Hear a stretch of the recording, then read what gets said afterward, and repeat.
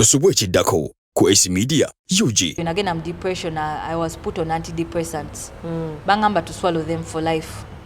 Cause we siba sizimize. Buli muntu chiri nti wali onyizizaako. Especially Mukasa and that best friend of mine. Bote bavanga ku bwongo. Abalala bo nyizo balowoozaako after, but for Mukasa and that friend of mine. Buli wembanga mire mpeke eno. It's not an ARV, I'm not HIV positive, but it's an antidepressant. It helps to calm me down. Bwemba sijimize, so kaninga Mukasa aliwa. Mba mpite wantu nenda Mukasa yevuga ninga mwandeka mu bipali byammwe muli kweyagala. Omanyi ku TikTok obalaba abezimya bewasiza bakola emikolo. Noga obulamu bwammwe butambula wange buli eno gwesibira ddala. Okitegeera? Cause bali bansabira ku church. My destiny was exchange. Okitegeera bali bansabira ku church nga nkola kwa ndi mukazi mukozi ngawe kunyumiza obulamu twakuyambulamu bwakutetenkanya. Nina eyo bakery gye nakolerako nga Christmas season muizo okwebaka essaawa 2 oba 3 ne mukola 19 hours. Okitegeera, so okulokakalukana, but you don't see the what? The value for kukakalukana. Okitegeera, sente zikuita mu ngalo. N'abasajja bagaga bakwana. Mukasa nga alya pizza nga weyekomba bwati. Kwanze nakula mama wange chef. Pizza tebagiri omuntu neyekomba bwati. Not that lusuko ku pizza. Okitegeera? Yeah. I got very disgusted. Neno noserawo omuntu omwagale. Ugambye trauma bond nkwagala. You remember that song of Shiba? Nkwagala mu ngeri yange naige mbeerazo. That's what they call a trauma bond. Okitegeera? Then atuka you don't know to say yo. By the way, I noticed that it took me a long time to heal. To heal and to get limits to love. Yes. Like when I draw that this is the limit, tunajita konga, I put another one, I put another, and I put another one. So Mukasanga pizza bwati. Pizza teliko supu we kombo tia bwati. You know among all my exes. Mukasa is something different. Mukasa was special. Mukasa needs a monument. Olaba nga ali ku square. Era nefuka president, I'll put for Mukasa a monument. Bamuumbe, bamteeka because Mukasa is a different kind of man. Olugendo lwe yantwalako. Epaka kati nzuka ne ngamba navaayo. Because lwitwa terali lwangu kuvaamu, kitegeera. So ebyo bibaddewo. Mukasa yeekomye tutepiza ekiro ningamba ono omusajja wenkomye katika eyatukolako n'agirenga okomyawo ebbiri za Mukasa.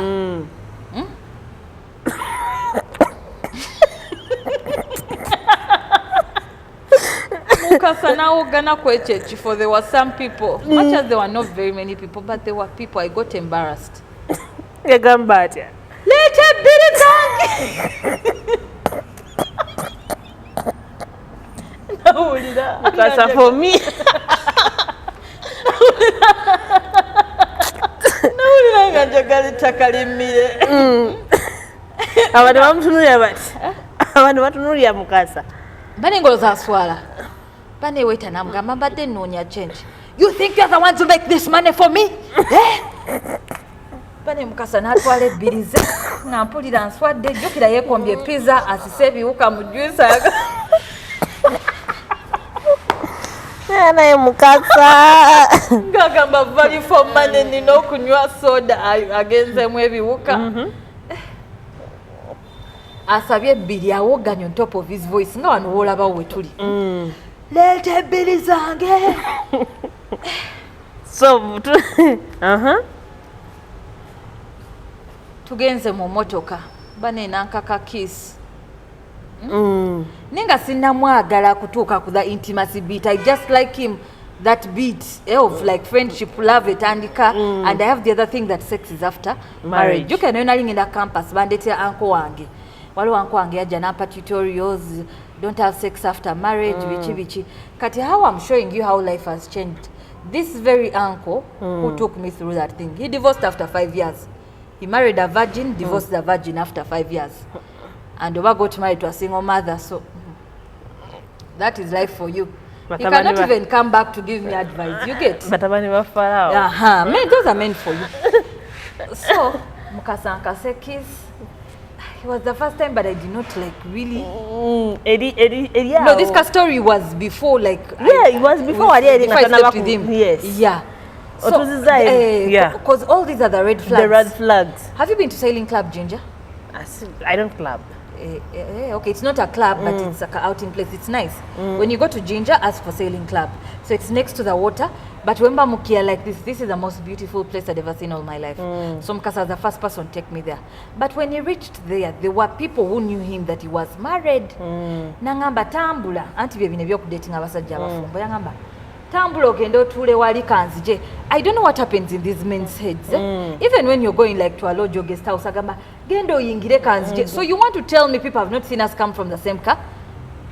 What about you? You want to tell me people have not seen us come from the same car? You think people still don't see us seated there together? Like balinga as if walo something ekitibatawanyo obwongo kitegeera. Nga Mukasa agamba genda otule wali nga nkubira nga ngamba ayuka mulunga alabye waliwo amumanyi. Ngayagala okuntwala ku two friends nga ngamba nti omanyi twabeera nnyo mu Jinja ne mukyala wange batumanyi wano. Munange nga I'm doing the understanding girlfriend anti maze ogwa mu kikapu kya love. Trauma bond yaffe.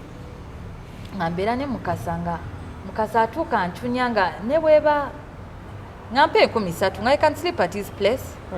Nga gaba nebeera mu nezine 3 ziku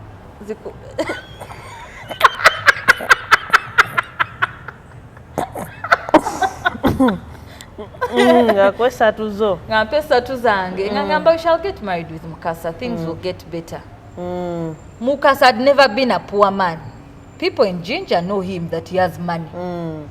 So Mukasanga, yeah, in that story, we went through problems, so he didn't have money, bichi. But it seemed like other girls were getting the money. Eh? Balia pizza ruli. Balia pizza. Of course, level kwa ya kusangira. You know, men, a man can date 5 of you. You who does understanding girlfriend, no fumbo bukopa, nebi janjala jabulia nawe. Olia mugamba, for me, Serena Hotel jetulira. He will meet that one's needs. Olia Mugambe, if you don't pay for Uber, I'm not coming. Ajaji Sasura. So I had a friend, for her, she settled for money. For me, I was for looks. For this other friend of ours, Rosita, for Kasari and Yure Chupaye, but she didn't really have maybe a man with money, but not so much. Actually, the 3 of us is like when the same couple, it was only this one who was sharp. Ati mbera ne Mukasa ampe 5 agudde ampadde 2 kati ku 2 ejo kuino vaako postina yaliwa wakanana nina ofugulako boda eve wa Mukasa zaali 2 ne 2 okunza wait mwali masawa butaba na protective sex. I was young and you didn't pay attention to it. I didn't pay attention to it. And omusajja omufumba akola kifiiriza. He's not the one agenda okuzalamu. He won't be the one to become barren. See a just the nseke okitegeera. It's until I went to the pharmacy. I think I was over asking for postina, and the pharmacist omukazi nampita nangamba, little girl, what is happening? Nangamba, you come I teach you. Naye nga akimanyi I could not tell her my story, but she knew wherever I was heading was a wrong road. Yeah. Nangamba kama nanjigiriza safe days, nanjigiriza protected sex. Niyo bamanya babasajja. Condoms since was allergic to chi. Ate bagala nnyo bwana bwa first year second year mube emitwe teginaterera. Mbera ne Mukasa ntuka ekiseera mukoye. Samulabako ng'ayenda. Apart from the times I would see him with my friend ng'ayigiriza mukwano gwange okuvuga emmotoka azembwa amuyise bagende mu discussion nga ebintu bitandise oku adding up something is not right. Yajja nagamba Mukasa, give me some money. Mukasa namwa. Mukasa yali mukopi nga tebamala bamukirako okuwa sente. Kati nze nalina bano baside guy be nali saagala be bakwaya 3 10 okitegeera ngera ndabika nga ina sente naye baali bano babayita well wishers. These sponsoring companies ezaali zinteekamu sente eno main atwali kalungi kavaayo. Nze sijjuka yafuna ku sente za nviiri za wa Mukasa za njala wa Mukasa era ng'ayinza okuŋŋamba bannaye leero kagere yatutaddemu kuki kuzenviiri naga the hair looks nice. Era luli there was a certain pastor was like waliwo abasajja tasobola kukola za nviiri naye abeerawo naga wow ng'alinga Cyrene, so yali Mukasa naye nga namwagalirayo bwenkyo kitegeera tofaayo understanding girlfriend eyo nagikola. So omukazi ono bambi anjigiriza ebyo ebya protected sex, condoms, postina ziri z'okuziba enseke biki naye ng'omutwe teguliyo for you having sex now you don't even know the after effects so kitegeera. So one time I feel like as if I'm pregnant. I got some clinic there testinga. Nga nkubira Mukasa nga mugamba I think I'm pregnant. Nga ngamba check and we see. You think I'm checking on whose money? On my money. I check. The doctor tells me I'm not pregnant. I tell Mukasa and he was happy. Ningamba ero tuluwonye. Nesi kiraba nti omusajja takola ki? Tanjagala. He came to kill, to steal and to destroy me. Nga John 10 bwe gamba nti a thief comes to kill, to steal and to destroy. So nga maliriza nga lumu abaana batandikawo second year enatera okugwako la semester. Abaana batandika kano I'm pregnant, give me money for abortion. Kati ngezo ze tukolamu birthdays tugenderako out to okitegeera ku abortion money ke tusibamu enviiri. Ne Mukasanga bikako abortion money. Aga gwamanyi Ngazamu manyi ninga mu class buli omu amusinza we bati. Nga bane abaana bamusomera ebizibu byabwe ninga mba mfense kokozi nze nali nsula ku kitanda kye kimu naye. Ne Mukasa. So okay, like of course mama ange anyiga agamba nakutwala kusomera wa Dambasajja but people start dating at campus. Abaana bazadde baba dropping up hostel omwana na student boyfriend na mchimo regular ni bagenda mu nyumba abaana tebabirayo mu hostel. Marriage starts at campus so kitegeera. So nze ne Mukasa wange tuse ekiseera I think omutima gutandise omukyawa. I'm feeling like I'm getting sad. Nangamba also suffered from depression. Then depression nali sibimanyi kuba nali nakulanga. Much as my dad tried to frustrate our lives, mama ange yakola buli kimu to be the mother and the father and to make sure we're happy to the fullest. Okitegeera. Yes. So never on one day did I miss my father. Okitegeera because I had everything I wanted. Ate mama wange she's a go-getter bwagamba kino nja kikuletera oba laptop. Abayi no ginoonya. Ayino zifuna. Ate nga teyeetunza okitegeera. Navuga Uber nze nesigala ku restaurant. Sister wange yali mpiwa nga yakwata sente yali kasha. Just that abantu ku restaurant yafe bali bafukanga family nga tosobola tubba. Ngera baleeta change ne bazikakwasa nga nze abega emmere nze waitress brother wange bwayoza ebintu ebweru mama nga avuga Uber. Bambi. Oh. I think I should meet your mom. Yes. I will one day meet your mom. Just that kali tayagala nyo bintu bya. No, somewhere. Mbuzeeko ambulire. Yeah, okay. Yeah. So nga bwavuga Uber bwatunga engoye.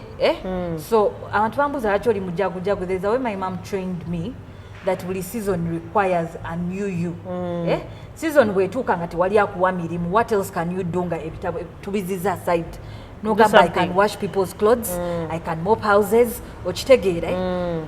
Like bully season, have you noticed that bully season will require a new you? You're not supposed to let the world that I'm a lawyer. Emirimu tegirabika. Nkolechi. Bandabe ngate mvuga boda. Thank you. Switch. Kubanga mama wange yanobe watatange yagamba nti bwoba oyagala okavoiding a depression. Kibaddewo kya accepting nze kituusewo automatically switch. Actually everything in life starts with accepting. Yeah, as long as you accept depression tekuba. Nagamba nti mbadde mamotoka kati obudde butuuso bwa taxi abantu bagenda kusekerera. Ti mama mukomyewo gye mwatandikira okitegeera. Yes. Endure. Ate wansi abantu bo senga bali tobalimirira era ne bakusekerera. Biba tebikuli ate baba batini abakusekerera. Ne bakusekerera the others will fight for you. Munange Tuli wa Mukasa nga I get depressed for the first time. That was 2018. Mama wange after the 2 years nga atandise omukyawa naye nga taviikako. So I have a problem njagala nnyo ate n'okukyawa kintwalira ebbanga nnene. Neera wokyayira ddala. Lutalo tubanga battlefield nina okuleka nga ne bwowulira ku linnya lyange odduka nga tewali akugobya odduka weeko okitegeera. Yes. So that is the bad part about my life. So I get depressed nga Mukasa ngamba even me have ever gotten depressed. Nangamba naye tonnatuuka ku level kwenkwagalira. Era mama wange alaba nga nsojja Mukasa tamanyi lwaki nsojja Mukasa. Mukasa destroyed me in 1,000 ways. Okitegeera. Ngamba tonnatuuka wenkwagalira. Mama wange ng'afuna omulimu in New Side as a female driver. Nga atandika okukola ng'obulamu bwaffe bukyukamu okitegeera. Nga nfuna insurance card. Kati awo mu baana mu class twali mbatira abalina insurance. It comes like a rich kid so erina byabika. nga ngenda bankola full body check up nga ngamba omusawo I don't have energy olwo no jukira yekombye pizza ebintu byonna byakoze all throughout kati bituse binkubye bikomawo kati binkubye and I am feeling sudden someone tells you tonatuuka wenkwagalira because I remember him, he was like, do you know why we have met? But do you know people speak? He was like, I've been sent to your life to train you. Before we started the relationship, I've been sent to train you. Now when I dated Mukasa, I dated like 20 Kampala men in Mukasa. I dated 20 sharp Kampala men, a fraudster, a thief, everything in Mukasa. Everything in Mukasa. Bad manners, yekomba pizza, ya skebi ukamu juice naganywa, ochitegere, ali stingy, kwana bakwanobo. It was too much. Ochitegera ngenda mudwaliro bankola thorough body check up and the doctor says you're very fine. Ngamugamba, doctor, I do not feel okay. Something is not okay. Ngamba, talk to me about your life. Ngamunyumiza life yange, family was okay. Ngamba, just me about your love life. We munyumiza ku love life. Ngamba, do you know that Mukasa is using you? Ngamugamba, I know, but I have failed to leave the relationship. Atenga mama ange buli nakezako munyumiza ebya love ngemboze za zepena. Era bazadde bangi sijja munenya. That is how we all have weaknesses. But omuzadde, make your children your best friends. Bakunyumize otwabule. Banyumize sex. Banyumize, make them comfortable to jazz about sex. Because much as you don't want to talk about it, the Mukasas are waiting. They are hungry lions. Like, olugano okunyumya ku postina, olugano okunyumya ku condoms, olugano okunyumya ku rape, olugano buli kyogano okunyumya ko. Someone is waiting to teach them outside. Okitegera. Kubanga alina kulira bulungi. I started having sex in second year. Okitegera. Yes. Meaning as a person who was properly raised. Okitegera. Because sometimes people attack my mom, omwana, yumonone futi wamukuza bulungi. It is nothing like that because these same people have kids who started having sex in senior one. Okitegera. So, I get depressed. Ngomsawa ngamba Mukasa is using you. Nganchitegera nenga sina bwenchikola ki bwenchivanga. Oyo Mukasa omwagala tomwagala gamba oli awo. Oli mu denial. It's like I wanted to get out. Nali sikyamwagala because yali akoze ebintu bingi. Ngatuuka enjala n'ennuma naye nga swa saa Mukasa adde 10,000. Ampara ayagadde. Okitegeera? Yeah. So nga I get depressed. Ngambaawo nga njogera ne mama wange. I think a mother's intuition can feel it that omwana ono tali okay. Namunyumiza ebintu ngamba, why do you sound depressed? Namugamba ensonga zange. Ngera the semester continues nga tusoma. Era semester eyo mwe natandikira ofuna retake second year, second semester. I got a retake in purchasing and I got a retake in business communication skills. Jukira I suffer from memory loss. Mwegase Mukasa, he has disorganized my system. Okitegeera. Nga tupushinga to third year first semester. Nsoma. We did bichezo nalindo zangenda zigwa nazo but I passed nagwamu emu auditing. So those are 3 retakes. So kuva nazali wanalisidanga mu class. Ojukeneliwe na ino jiddamu era mukama yachimbuza. So this was the first time okulaba failure. So yankuba. And I think also parents should teach their children that failure is a part of life. Okay. Bwange, I believe so many children have been wrecked in that process eyokulowooza nti life erina beera bweti. Ne mu kusoma mu ebiri, we go down, we come up, okitegeera. N'emirimu everywhere. N'emirimu everywhere, love, you fall, you start. Muzadde nakaka. How do you fail? How do you fail? Okitegeera as if wapa ku mulimu guno kati ogenda kubeerawo otya. Okitegeera, so that's life. It's life, okitegeera. Ate ne wowe ojja ku mulimu, you will learn. Nti nsuza enjala lwaki neegoba ku mulimu, okitegeera, you will learn. So, era retake otandise okuyingira third year. Now I enter, it was third year first semester. I get severe depression. Mvudde muki mild. There is mild and severe. So severe yaleeta omuntu obeera suicidal. Tuuse because I tried to move on with other men naye nga sibaagala nga feelings zange zonna ziri wa Mukasa. I am a person, I can have 15 men around me but nga ndikooyo. Naye kwoyo omu gwe ndi naye eva tabeera mu magezi. Eva. Anti kwe nkugamba ekiri ekyakifiiriza. Wenjagala tanjagala anjagala simwagala. Yeah. So all these things nagenda mbiraba otula once and you process them and you say okay, this is what is happening. So nantuuka nkooye Mukasa When that's severe depression. Yeah. Before I forgot to jazz you, that ntuuka njagala okukulayo Mukasa kwa abortion money because we're having live sex. Yeah. Ati Mukasa alina omuwala omulala gwe yali ewaka naye mu class yaffe ate nga tasirika. Ng'omuwala oyo yamukola n'aborting, omuwala oyo evanga ajja ne kanula. Yeah. Bw'ajja ne kanula, nze me I suffer from hormone imbalance, so I cannot conceive until those hormones are balanced. Okitegeera? So, ng'omuwala ono bamugamba even trees are aborted. Ng'omuwala agumira ku nze. Ngenda owulira amawuye mu class mbu yose aborted. Nga bakono bange bamugamba where did I abort from? Nganze munange sabotinga ku mwana, I've taken pills but I've never aborted. Okitegeera? So ngangamba Mukasa have aborted baninga Mukasa ankwase 15. Jukira twali tubala emitwalo ameka asatu oba anaga abortion money. Mukasa ankwase 15 ngagagulamu beetroot azeemu omusaayi. Twaseka cause deal yaffe deal yayika. Okitegeera bani jukira yankwase 15 naseka narawundi okuvamu ekyo ekifo kubanga but me I knew the person I was dealing with but I thought this time too nzoyita tulina bye twayitamu. So I get severely depressed. Now it gets bad because I reached a time samala BCom accounting jukira last semester yali yabulayo mama wange nanzaayo okusoma kubanga it's only bwogenda n'osoma ku ssomero fe abava mu family humble families I would say abatali baana babagagga. Yes. It's only a job ejokuwayo asatu goba akakadde olabire okwo how you can expand it. Kyemanyi nze for me I can expand money. Naye kati bwe natandika ogenda ku mirimu njivaako jjukira bangambye baka n'omusajja byamaliriza tabikola ki? Tabimala. Tabimaliriza. Bajjisa batya? Bweyambuliramu. Waliwo ekintu ekirala kyabamuyise. Bwatamaliriza bintu. Bw'atandika ekintu takimaliriza. Yes.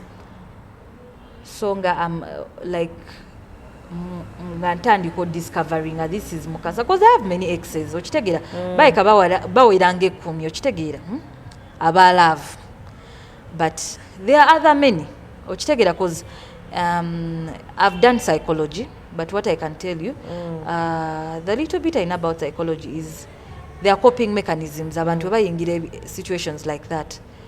People use sex to hide the pain.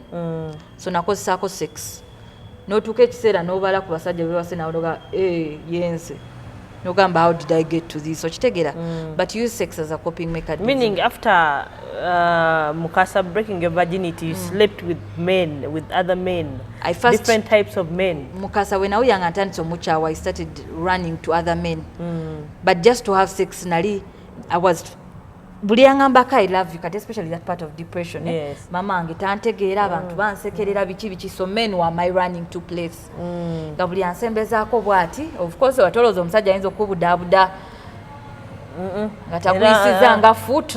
I came using foot they have to kubudaabuda you the right way okitegeera so tukekiseera nobalabalamu noga but the problem of using sex as a coping mechanism is oyinza ofuna ebirwadde nze mukama yamponya buwonya because oba toliiyo you don't even check for HIV okitegeera nti balwadde waliwo be bayita sexually transmitted dysfunctions omuntu waba bawaabwe baavu generational poverty okitwala abantu we baba banywi alcoholism drunkards ebyo byonna it becomes a part of you prostitution omwoyo gw'obwenzi ebyo byonna bikifiiriza abantu mwe ba exchanging agantu agwe ebisiraani so ebisiraani bye bayita sexually transmitted dysfunction bitambulira mu sex okitegeera so Mukasa ntuuka mu postinga because I don't know but there's something about my finances tenaterera so I by the I didn't tell you and again I'm depression I was put on antidepressants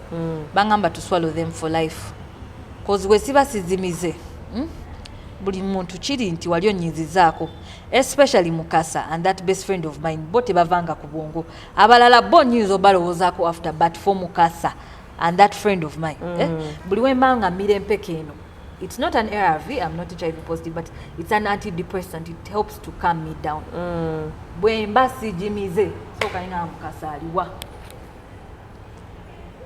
mba mpite wantu nenda Mukasa yevuga nenga mwandeka mu bipali byammwe muli kweyagala omanyi ne ku TikTok obalaba abezinnya bewasiza bakola emikolo noga obulamu bwammwe butambula wange buli eno bwesibira ddala okitegeera cause baali bansabira ku church my destiny was exchange okitegeera baali bansabira ku church nga nkola kwa ndi mukazi mukozi nga kunyumiza obulamu twakuyambula mbwa kutetenkanya nina eyo bakery gye nakolerako nga Christmas season muyinza okwebaka essaawa 2 oba 3 ne mukola 19 hours okitegeera so okulokakalukana but you don't see the what the value for kukakalukana okitegeera zimpita mu ngalo n'abasajja bagaga bakwana naye tebasobola kuwa kintu kiri mu magezi okitegeera naye ng'olaba omusajja omu eyakwana azimbidde oli ennyumba mugulidde emmotoka naye gwe nothing kubanga oliko ebikwabyo okitegeera so nga ngamba natuka ekiseera nga ntereredde ddala I think after 5 years that is like I think last year because that incident happened 2019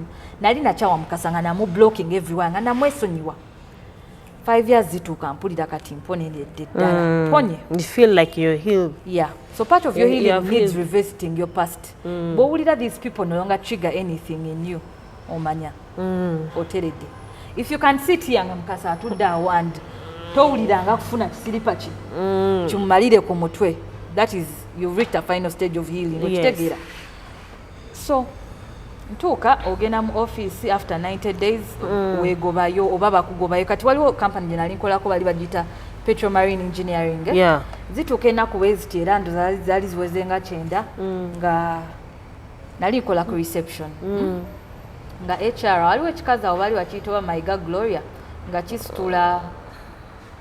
nga kisitula pakoleta kisitula ebikopo babitadde kuki ku reception jukira saako saamaliriza university yange so bintu bampa they have done me a favor era in life omuntu yewala nnyo muwe emirimu nga bakoledde fe bagala kumanyira so nga bateeka chai ku reception kwegamba nga nkeera nenfumba chai nentika mu flask nenteera ku people's desks nenzija ebikopo byabwe nentulaawo n'ebikopo ku reception okitegeera ne bagayi bonna bano abaakabi abandinkwanye mu office baita osobola kunkwana wazatigal bali bantwalawo okitegeera so batuuse ekiseera baagala kunzijjako ku reception baagala banfuule tigal okitegeera but the day I remember I was just actually when I just joined that company omanyi mpola mpola you discover oyina ebikwabyo so mba ndi awo nga I think I'd spent like a week in the company nga boss wange ankubira nga ngamba did you work on Saturday nga mugamba I worked because kalika office kati n'obumanyi office wa Uma Showground Lugogo butini nga mugamba yes I worked nga ngamba did you eat kubanga yali amanyi njagala nnyo okulya nga ayagala kugamba I came to eat nga mugamba I didn't eat because we leave at midday nangamba did you know they broke into the office bani omutima ne gunkuba ninga naye mukama mutwaliko madyo bonaabo n'okitegeera nga bakola ki nga bakubye eddinisa gali glass windows omuntu nayingira so that HR says yali alisoba emitwalo 5 mu katabo but do they leave money in the office like that an office where you don't have a private office so ne bankubye ne bangamba hey you stole money from the office ne mugamba sir I didn't steal any money ne mugamba have you checked the cameras ndoza bambi mukama yanyamba obwongo bwange nti much as we slowing down sometimes naye wali thinking first ne mugamba have you checked the camera nanga you are trying to outsmart me omanya abasajja abasiraamu abakuze nga family zaabwe zonna zibasinza ne mugamba no sir check the cameras footage eyo bagirabira oba olinaku lulamba kwe kulaba yali musumaali ye yakola ki yayingira office ne lwakuba nagenda ku mulimu nga nina ebiteeteeyi nga 3 omanyi nina season when I hit the high end I start behaving like a celebrity like can see enkakanya mpola mpola I've been learning you know life is about you fall and learn so nze bwe ntuuka mu season nga everything is going well sambala kiteeteeyi mulundi 2 olunaku oba buli lunaku like for a party, if the party has had a photo shoot, how do people see me again in the same dress? But who is seeing me? Am I a celebrity? Who is seeing me? Anti gwachi ina mbirozo. Nze yali achiteka mbirozo. So nganga ebintu. Kumbe stani yakikola. Natuko genda ofuna omulimu munange. Nga nina ebitengi 2 mamange byampa. Nina akagato kana kali akano obugabo. Waliwo akagato akashine nga buli mwala akayina. Okategedde akagumu 8. Kenyambala. Katuuse no amazzi gakayingidde so nkateekako glue one night bwe nakateekako glue nga kakwatirayo bwe kati nga konooneka nga kokake nina jukira mu bulamu bwange ninaani maama wange eka yayinza okumpaayo ka sente nkoleki obeeko kyeweegulira mbeeko kye neegulira ngamba tukoze tutya nga nsika akagatto ng'era okalaba nga skin evuddeko nga ngenda okukola so at work I looked like the poorest person ng'enviiri zaakutetenkanya okitegeera actually with time I think your show would make sense if we'd show pictures because I have the pictures yeah like akaviiri ke nali nina nagenda okusaluni bakansibira mutwalo I looked like the most poor person in the company. Era bagamba, did you steal the money? Nanga I knew. I had everything was showing that nze mubbi. Akagato tekaina diba okataddeko gulu kesulise. Yeah. Nzayambala ekitengi kimu kwegamba kwegamba it was a very bad season. Mama ange yampa transport mukazi watu. Kwegamba mi mama anga mbereddewo nnyo kitegeera. Yeah. Ate she's a traditional woman kati she has different beliefs then natuka ekiseera kugamba natuka everything has happened to me in life okitegeera so natuka ekiseera si kyaswala era omuntu ayinza okugamba malaya gwe nga wandi taata okitegeera because everything has happened I reached a time and I accepted it true or false otuka ekiseera nga tokyayagala kwewozaako pakati tokyalina kakasa abantu I no longer have to kukakasa abamanyi bamanyi abatagala kumanya balekeyo okitegeera.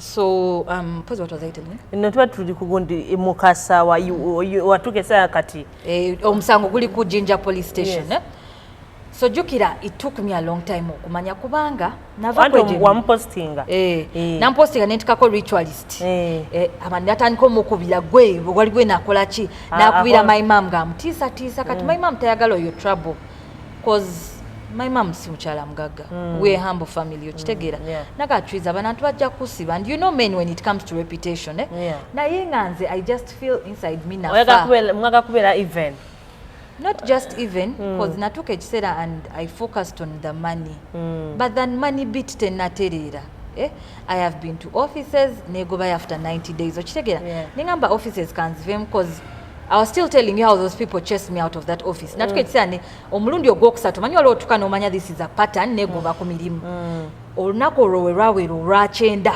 nemanya ne baleeta pakoleta efumbira kyayi wano omuka negenda magulu gange myfire eri mabega ebikopo biri wano ebikopo abantu babiteeka ku reception bisobola okugweno that is the dad spent asking for laptop for like 3 months bampadde laptop at the reception reception eriko ebiwaako eyo eriko emirimu nembagamba banaye mumpadde reception waliwo kyayiwa naga you just need to be careful banenge ekikazi kibi si kyagala ekikazi ekyo era we mukama napa chance video nekyuka kikazi gwe sikwagala mukama nsonyiwe nisi kyagala because these people are old bakoze ku sente okitegeera tuyina ebizibu byaffe we cannot go bleeding on sharks that munange this is the reason why kisasoma I have come to give myself a new start siso akunyonyola lwaki akagato kange kalabika bubi oba lwaki nina ebiteteeyi bisatu okitegeera mama wange tayagala nwanina bano bantu naye these people have hurt me okitegeera I've had people around me these people have messed me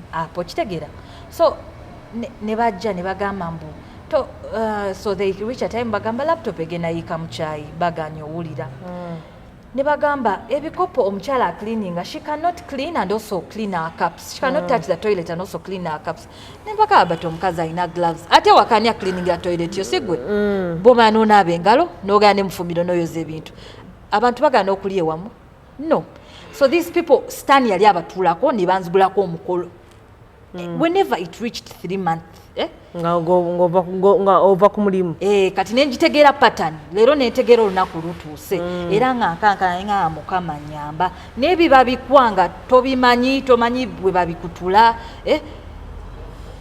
so gwo gukazi gumayiga bwe nawo omuwala nafuna akawala nga bambi kanjagala ne kagambo ojja kunjezaako bino ebikopo how much ng'abo abantu banywa caayi ate balina ebyokukola kampani yali yabatuulamu dda ng'abanywa caayi banywa caayi mirundi nga 6 tebalina fumbiro kwegamba olina beera mu kuyunguza bikopo ofisi wa umma butini n'oyiwa caayi unhygienic everything was just unhygienic nempa omuwala ebikopo omwana nangamba ajja bbaali binjolezaako in the morning and in the evening nga mu emitwalo 2 a month ne bangamba oli kwewanika you're so classy you feel you're so classy kati jjukira bampaddeyo kasaala akasoose kubanga nasooka neefuna ekinaana kyange kati obusajja bwajjangawo nga bunkwananga bulowooza nfuna emitwalo 3 nga other receptionists naye nafuna ekinaana kyange so nesooka necleaninga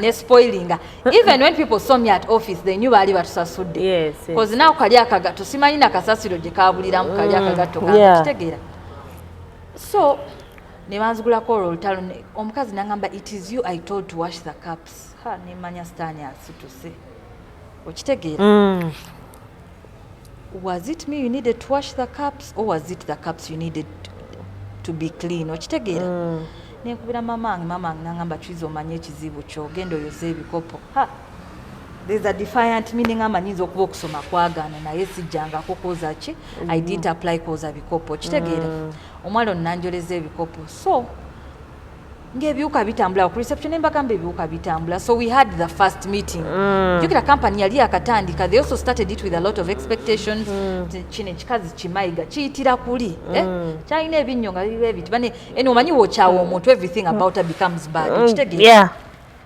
so nga kiyitira kuli bati bakoze meeting nze yali asingamu obuto mu company okitegeera bambuziza what are your problems ngera problems zange ziri I did not apply to serve tea in the office okitegeera nga mpulira obusungu abantu ne bagamba chiza has water under the chair pako letter yali wansi wa ntebe okitegeera ebikopo biri wano bampadde abantu baleeta reception ozimanyi weziri baleeta ekintu zine zina ku board ebikopo babiwanika eno ebikopo bijja kugwa mu laptop ya 2.5 infuna emitwalo 8 mala emyezi 3 nsasula ki laptop yamwe bale nga mpulira obusungu nengezaako okwogera kati nze wemba overwhelmed nkaaba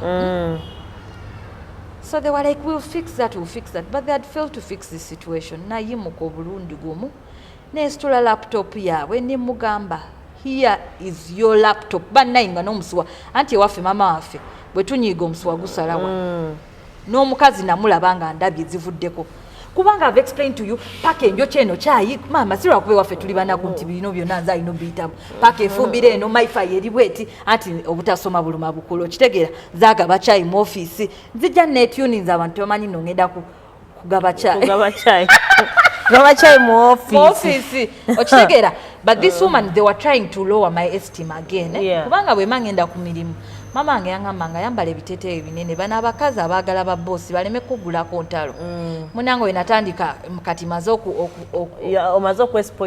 okugetinga used n'ekinaana ntaddeko omubiri kyekyo nga boosi wange munange yali musajja nga tasirika nga bwe ngenda tu office ye katika office kali katini nga bwe ngenda ku office ye bali bamuyita Mr. Muzambi ngagamba you look nice you look smart okitegeera abantu abali tewaseka bane baguno gwali gumwagala bane nga gunzigulako olutalo that woman let me tell you frustrated jali emyezi egyo obanga kitundu laptop yayo nogibawa najibaddiza kubanga ne payment yali mpola kati ogwasuka batu ekinaana ogwaddako ne bansasula 5 ogwaddako I think kati things really got bad in the sente za guno mwezi bazigaba guli like buli kye bali ba planning turned backfired on them so things backfired they really backfired ne bigana so gwasemba ya resigned a week to salary nero na resigning abantu baddamu okunkubira like 8 months later nyanga chiza tugenda mu court these people have not given us our money in 8 months nenga kama yali amponya nze nga ndooza banzija ku mulimu omulungi okitegeera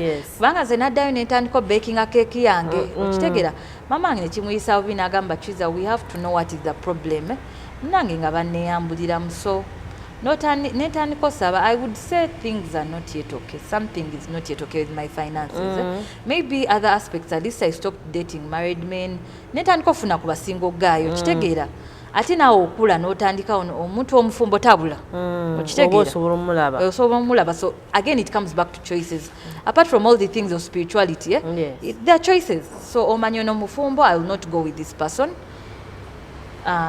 ebyo nebitereramu ebintu ebisinga byatereramu okitegeera last time you see when I was hosted by NBS in 2020 I told God I want my story to be told to the world kubanga nze okuva buto nga akatini nina njagala nkagabani n'abantu okitegeera so I really felt like pain eno gye nali mpitamu there were people going through it okitegeera but they just needed someone to hold their hand okitegeera so I told God I want you to make my story viral I want people to know it okitegeera nayogera na Katonda yekanga bi story ebyo biswaza olwo nno bano baganda ba my mama bali musekerera omu yawandika ne ku status ye that girl she was sent to school yadda mu kwetunda but that one I knew her nga simwanya obudde bwange they have a certain fight they've been fighting with my mom since forever kitegeera but there is another one I like so much era ne baby we embeera nnyo naye bambi yangumya nnyo mu budde obwo tewali bwangu kitegeera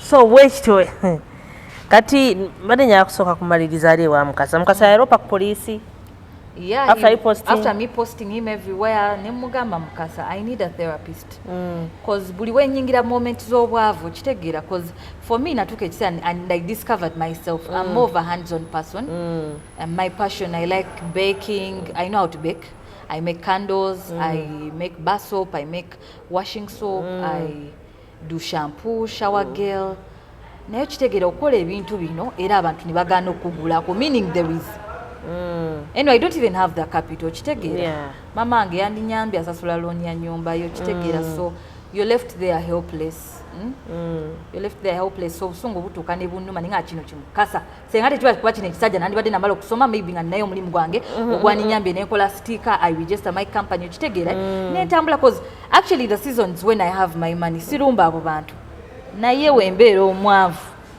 nino banonyayo era mamange yabagamba mujje mu meeting ombulire kiki wakola omwana wange mu basajja bonna badeti nze gwe yesibyeko okitegeera ate nakyo kimanyi kye kyakola because apart from he messed me up emotionally he messed me up in everything okitegeera that even after we had separated still I noticed he still has a hand in my life okitegeera kubanga nze nagendako nensabaawo omulimu ku mukono bakers ne mbagamba I would like to work in your baking department bino ebyokunsojja nti lwakuba saamalayo ka semester kamu mbikooye ne nga mukama njagala nfuneyo omulimu gwentegeera n'emirimu gino egy'emikono gigaba emitwalo 3 okuleka nga gwalina capital neweekozesa naye gigaba emitwalo 3 ne nga akangende n'3 naye nga ndina peace of mind okusinga eri gye bagenda okuntankula nzireyo mu depression kutawaanye weekyawe omanyi by the omuntu bwankyankalanya I get bad because I suffered from bipolar. I have moments of excitement, I have moments of sadness. Nina akavubuka ke nakuba ejinja ya kilo 2. Omanyi kilo 2 ezasukali westandula. Nina akavubuka akankyankalanyira kakomawo. I think every after 4 years sitani aweerezaayo representative omulala. So you later notice the patterns. Na kakuba ejinja ku mutwe ne kagamba mulekerawo kumanyira. Mulekera okumanyira abantu if you don't love someone tojja ozewe this one is my wife for you I just wanted to experience you experience me walabyeko nalukwago trees amusement park nakakuba ejjinja nako wekaali kagetinga shocked gwe katanyumiza ate wekabanyumiza na making sure nali manyi mikwano gyako nengenayo nengaba did that one tell you how they beat him with a stone okitegeera because I've noticed these men are Obulamu, but do you know you can destroy your entire life? Your entire life, you're right. Your entire life. Nakulekanga, you are nothing and it continues. My mom yangamba, wasoso chaiwa, fenatu chaidwa. So it is normal for a woman okuchaiwa. But for them, it's not normal for a man okuchaiwa. Exactly. So namugamba, this guy, bali bakaita tumulinde. Nekaga tumulinde. Ejjinja lino lyenkubye ku mutwe is a representation of the damage you've done inside me. Much as my body is not oozing blood, it's bleeding. Okitegeera era bambika amala ne keetonda Mukasa. A lot actually in our society it's very normal. Ebintu bili very normal kubakyala, but it's never normal to women. For example, owulira ekyo ekintu kyebatera ogamba nti omukazi waawe era aswala nyera kiswaza nnyo naye ate for a man it's normal but me natuuka ekiseera I set my standards kugambye nze newe bali no the problem we have it's our society when it comes to a girl child they want to make you for you anything that involves okulinyirira actually you know when you talk about men n'abo narcissists boyogeddeko ate ne bana abavubuka be bakuzizza abaami obubi kye basooka okutegeera nti olina oku self esteem bonna olina ogidamaging era naye tuba tukola bino ebintu ogakola nga guy avuddeyo n'akola statement kye with an intention okulaba nti self esteem yagita okitegeera so we have a problem with our society naye anyway to me I would say to those girls otuula gwe ng'omuntu. Much as I've dated these people, kubanga for me, ever since I was 20 years, I wanted to get married. But ku trauma gye nnina siso afumbirwa kati. I need to undergo more therapy okusobola to allow someone in my life. Kubanga nze wendaba omusajja, I see depression, I see pain, I see every bad thing. You see problems. I see problems. So for me, minus a man, life can move on. Life can move on. So actually, last time I was telling people, you see with the rising rate of single mothers, because most men have become sex toys. Nagamba abantu gula wali dildo yobere nayo. Tupewana. Banyiga, let me tell you. Because at the end of the day, the number of single mothers is rising. Omusajja gwe wafuna ki? It was a sex toy. Era ogenda kuddayo ofune second born. Spam donor. Ate n'obusente bw'olina obw'ekikazi. Jjukira we don't have much access to money like they do. Yes. Omusajja akuba ddiiru obulamu bwe ne bukyukirawo. Sente zaffe bw'okola kando bw'okolayo obulamu bwo bwakutetenkanya. Aze n'akatini k'olina akayodde. And then society expects you, don't post Mukasa anywhere. Don't post him. Mukasa, is it the first one? Okitegeera kuga. By the way, for Mukasa, era namugamba it is not yet over. Namugamba neetaaga tuition wange. Ate mwagala musasule kubanga akosa bintu bya wongo. Njagala musasule direct to the account. Njagala agende wa psychologist. I want to get a psychologist. Aweereze sente ezo to the account number. Because bweba sinaterera wano, we are not yet done. Okitegeera? There will come a time when you can't afford to go and pay the police officers to arrest me. Mwekwatiremu one on one. Okitegeera? One on one. Like I've noticed, we keep meeting. At least every year we meet like twice. Mansala oluguudo nga naye ayitawo mu motoka get triggers okitegeera. So I told him we have not yet ended. Namugamba neetaaga osasula tuition wange. Nakugambye waffe tuli banaku. Ndeka nsoma oba tonjagala ofunye bw'oyagala. Ndeka nze nkolerera abeewaffe abanansiima okitegeera. Ne gugaana mbu you have not yet reached where I want you. Nagugambye nga sinnaba kumaliriza kulinnya bwe nti we are not yet done. Ojja genda olopene wa Museveni. At least ndituma abantu bakumaliriza ebweru eno okitegeera. So thank you so much. Tweyanza nnyo.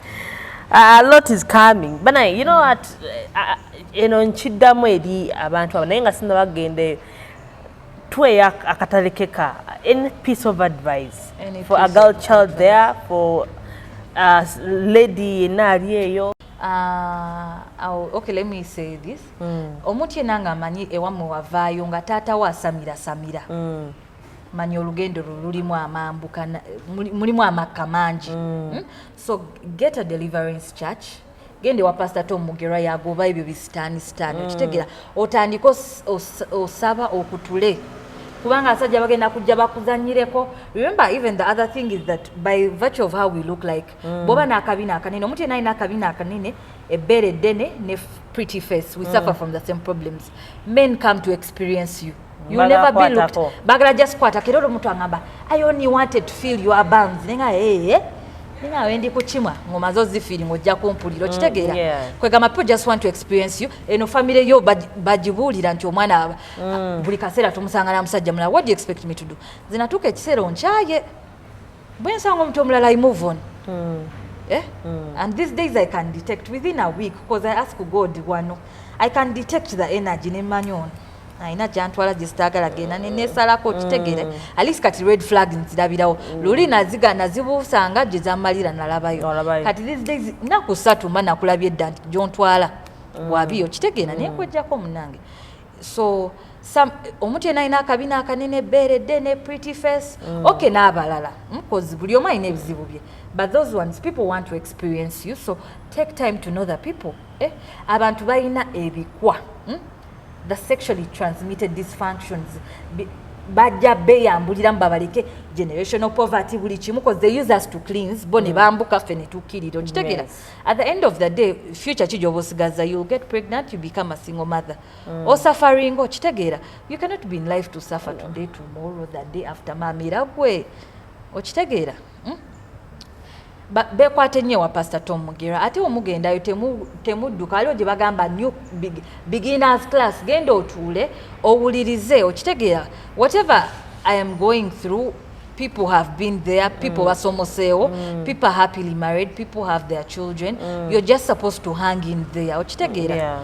And when you go into depression, avoid using sex as a coping mechanism. Much as because a psychologist charges 100k mitwalo 10 buli dakiika 4 okitegeera. So it's very expensive for most Ugandan people. Kubanga kati 10 minutes ozikoze soka the Mukasa he did like this okitegeera. Omukazi agenda n'agamba okay we are done with this session 10 minutes oba that ozikoze kaba bo basoma ebitabo byabwe. Okitegeera. That is it. So and they charge it's one session like a day. So bekwase nnyo mukama they should listen to your instincts. Ne oba tonamanya God deeply he communicates. Bobo ogenda like these girls at campus bobo ogenda ku date gamba mukama should I go you will see either nkube jatonya there will be signs okitegeera either your friend ajja kujja kugambe don't go there will be signs that bana abasajja bemubuukirako balalamu. A man can be your downfall, your greatest downfall. He can affect your life. Okitegeera. So by the whole thing is get to know God, because I think it's Matthew 6:33 says seek first the kingdom of God and his righteousness and all shall be added to you. Okitegeera. Kasita wekwasa mukama ebirala ajja bikola. And avoid that marital pressure yeretedde abaana kati obawulira abaana bayonsezza emisota biki then omusajja yina gw'otakoze naye ssente sajja gw'otakoze naye ssente ezo ezijjanga naawe tozikwatangako ne taata otazikwasangako mu ngalo byalat mujjayo nsa emisota mujjayo nsa enfudu abaana bafudde and kati now some of these people cannot come out and what and talk about it. Emakindi badde okimanyi wali abawala balina envunyu mu busolo bebaka n'abagaga ne babeeyambuliramu. I don't know. I hear such stories. I'll take you since you're the one who collects stories. I'll take you. Because you just need to give them some money ne bakunyumiza. Yeah. So abaana balina envunyu mu busolo oli bwe yeebaka naawe he comes with a body munda mubaamu guzimu.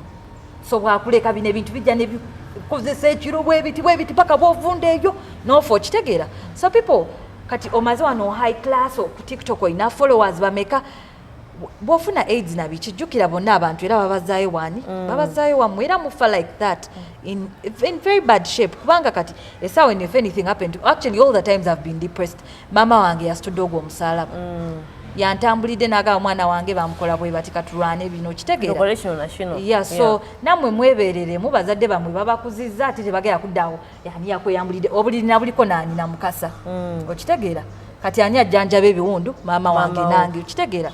So musasire ku bazadde bamwe amagulu ago mugezeeko to keep them together.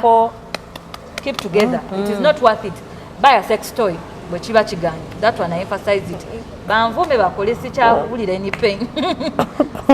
Tokubye nnyo. So you talked about having a business, so and talk about it and actually you leave your number.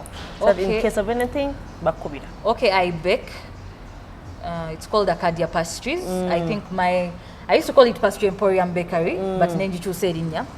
So I bake cakes ez'okwanjula, weddings, mikolo gyonna birthday, engagement parties, all those things. Okitegeera? Yeah. I do decor for functions, and I make scented candles. Okay. You know scented candles? Eziwunya bulungi, strawberry, vanilla, all the things. Bana bali mu love. Za love ebyo byonna ebintu byagala. Bintu eyo mbira mu film.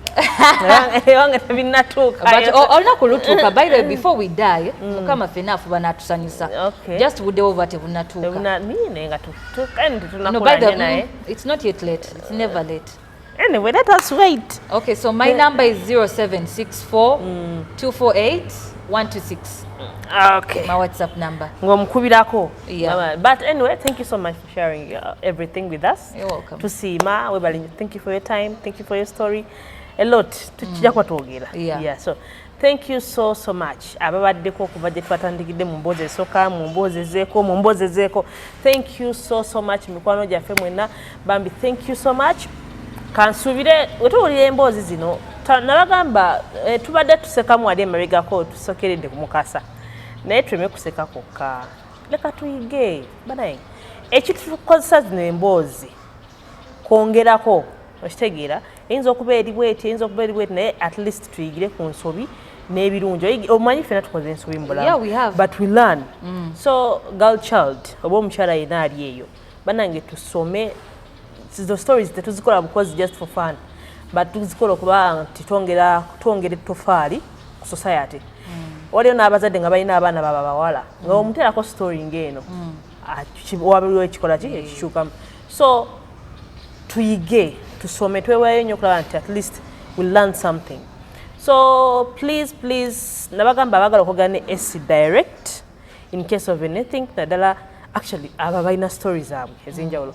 You can call me on 0701 54 2372. I believe wali abali ready to speak up.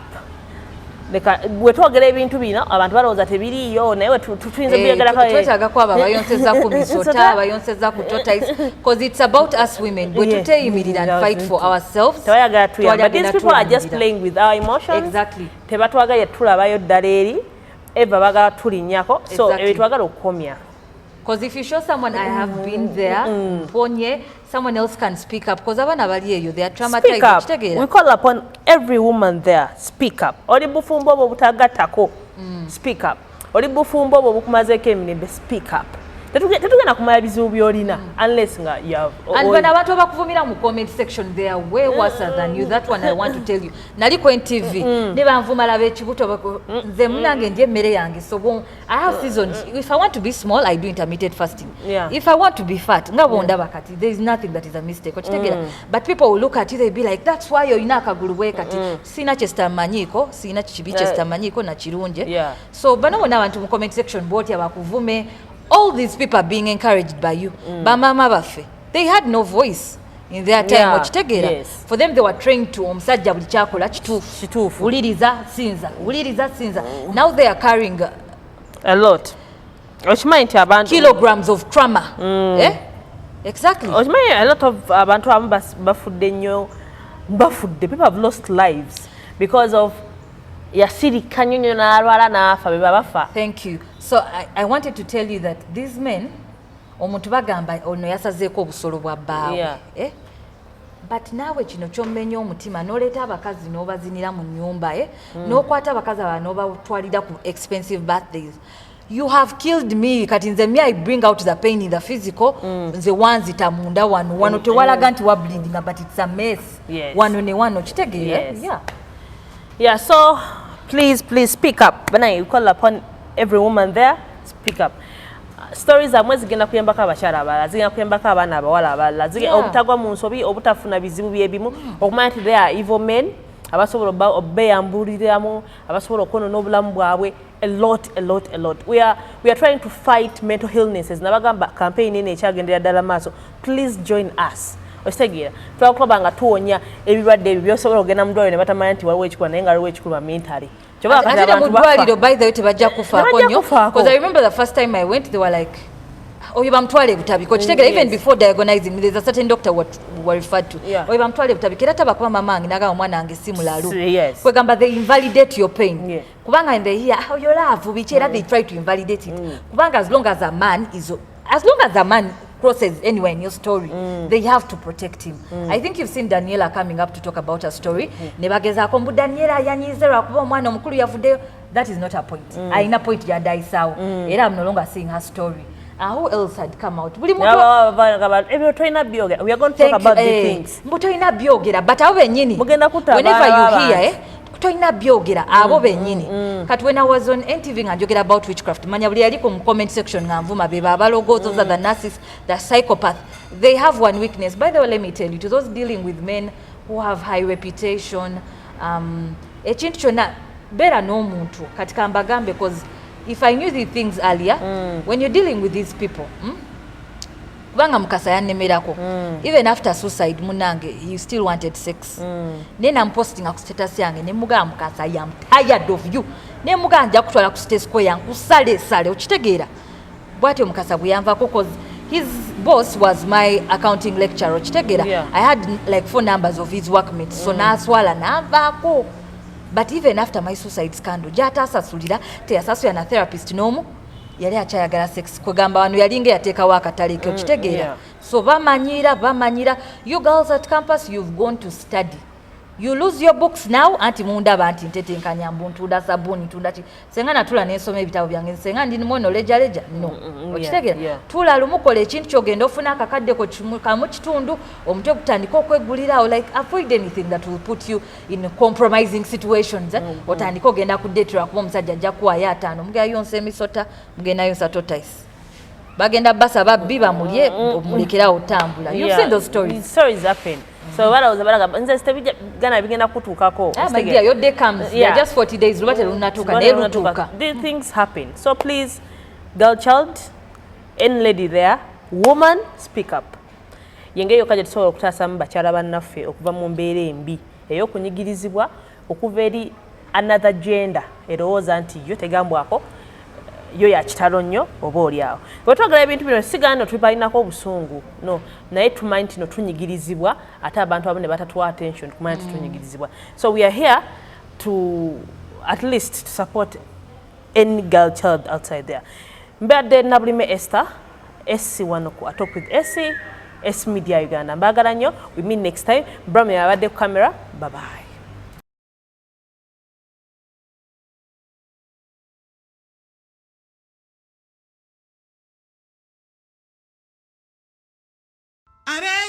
Mulirwana SC Media bazene nkuba mpya anti basabukuludde SC Event nga bano be bakafulumu kukwata entambi z'emikolo ejenjawulo omuli okwanjula embaga amatikira obubaga bw'amazaalibwa baby shower bakuba ebifaananyi ebiri ku mutindo corporate events live streaming byonna babikola wamagwa omuyimbi jangu bakwatire video y'efulume buli omwagambe mama okikolye oyagala luyimba oba kalango genda muteese oba bafundire ku namba zino wammanga 0705242372 ne 07844354 ku Facebook, Instagram, TikTok ne YouTube jebali nyigamu SC Events twesangeyo.